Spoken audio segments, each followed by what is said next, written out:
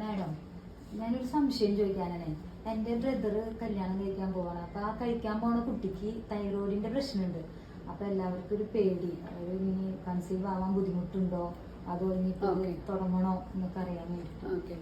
അപ്പൊ തൈറോയ്ഡ് എന്ന് പറയുന്ന ഒരു ബട്ടർഫ്ലൈ ഷേപ്പിൽ നമ്മുടെ എല്ലാവരുടെയും നെക്കിന്റെ ഫ്രണ്ടിലുള്ള ഒരു ഗ്ലാൻഡാണ്.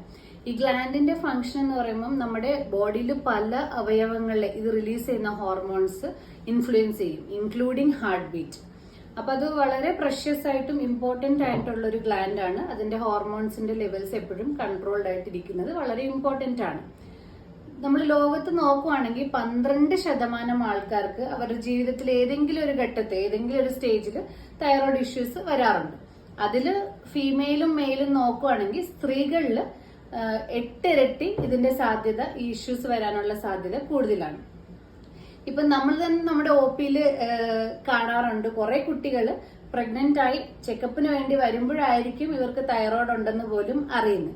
അതുകൊണ്ട് തൈറോയ്ഡ് കാരണം ഇൻഫെർട്ടിലിറ്റി അല്ലെങ്കിൽ കുട്ടികൾ ഉണ്ടാകാതിരിക്കാനുള്ള സാധ്യത ഉണ്ടോ എന്ന് ചോദിച്ചാൽ കൺട്രോൾഡ് ആയിട്ടിരിക്കുന്നതാണെങ്കിൽ ഒരു പ്രശ്നവും ഇല്ല.